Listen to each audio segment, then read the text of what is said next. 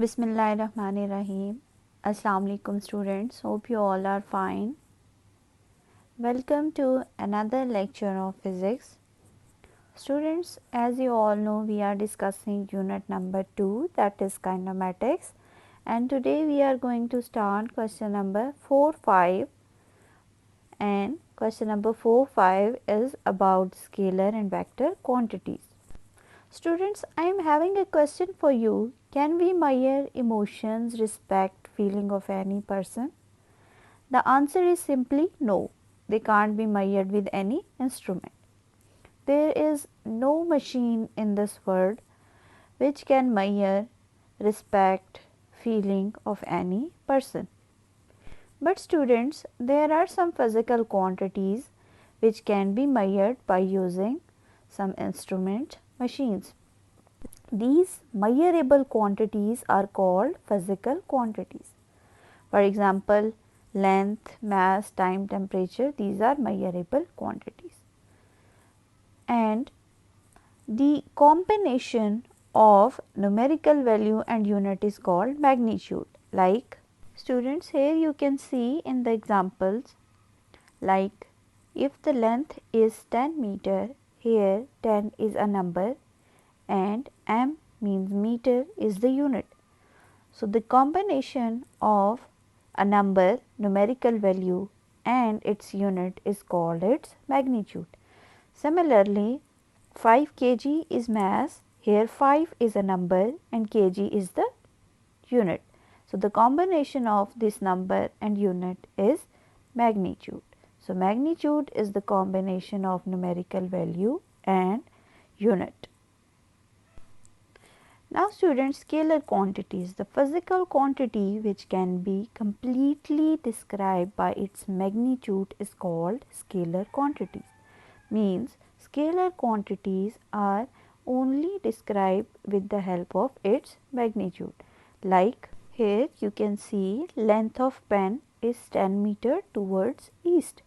10 meter is the magnitude, but towards east is the direction. So, length of pen is 10 meter is enough. Towards east is not required here. Similarly, mass of sugar is 5 kg. Here 5 kg is enough to explain the mass of the sugar. Towards east is the direction and it is not required here. Next students, we are having the examples of scalar quantities, length, mass, time, temperature. These all quantities only require the magnitude to explain them. There is no need of the direction in all these quantities. So, these are length, mass, time, temperature. These all are the examples of scalar quantities. Students, next are the vector quantities, the quantities which are completely described by magnitude and direction. Means with the magnitude, direction is also involved in the vector quantities. So, here you can see east, west, south, north, these are the directions. So, whenever we will describe the vector quantities with the magnitude, direction is also required. For example, here you can see in the first picture a person is applying 10 Newton force, the table will move in the east direction. And in the second example, the boy is applying the same 10 Newton force on the stool, but the stool will move in the west direction. So, in the vector quantities, the direction is also required. For example, here with the force, the direction is also involved. So, we can say that here force is a vector quantity. Similarly, velocity, displacement, torque, etc. These all are also the vector quantities because direction is associated with them. Students, a vector can be represented by two methods, symbolically and graphically. So, firstly we will see that how vector quantities are represented symbolically. Force, velocity, acceleration, displacement, we all know that these all are the vector quantities. So, F, V, A, D are the symbols of these physical quantities, and how we represent them graphically. Like here, force, we will apply a bar on the symbol of force, or we will write an arrow on the symbol of force. Similarly, velocity is represented by V, so we will write a bar or an arrow on it. Next one method is students graphically. So, how we represent a vector quantity or a vector graphically?